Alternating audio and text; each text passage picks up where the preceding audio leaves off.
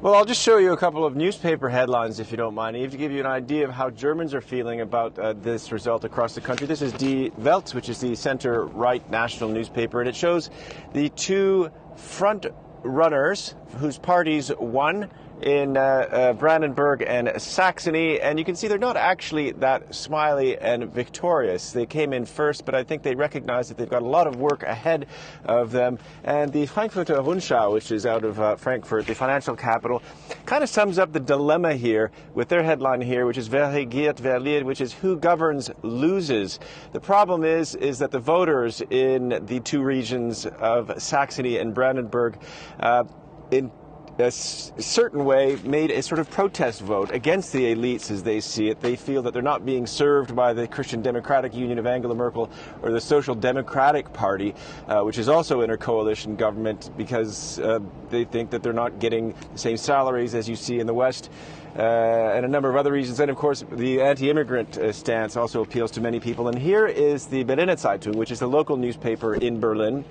And it says the AfD makes the East colorful. And that doesn't mean that they've spiced up political life. It means that these little boxes refer to political parties which are identified by colors. And it means that the victorious parties, or those who want a plurality, are going to be forced into complicated coalition building now, because they have to do basically build a coalition without the AfD, which has about a quarter of the population of the vote score. So you get things like the Märkische Allgemeine newspapers calling a Kenya coalition, which is made up of the colors of the Kenyan flag. So the reaction, I think, is one for the mainstream parties of relief. The AfD party faithful feel that they have shown the mainstream parties what they're capable of. They were, of course, hoping for a first-place score. Now the tricky work of coalition building begins in those two regions of Saxony and Brandenburg, which surrounds the German capital of Berlin here. Now, Nick, what does all that mean for Chancellor Angela Merkel and her national government?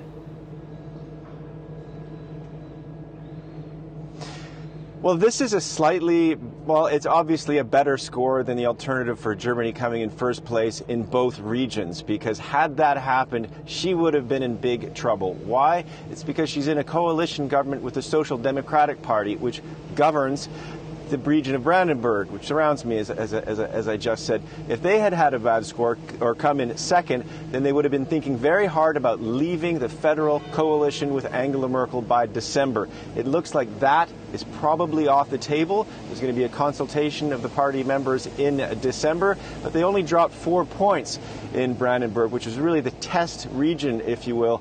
Even though the AfD did relatively well, they boosted their score by about 17 points. The SPD looks set to continue governing and forming a new coalition. So it looks like the pressure is off to a certain extent on Angela Merkel. Okay, for now at least, as we say. Nick Spicer in Berlin, thanks a lot for that.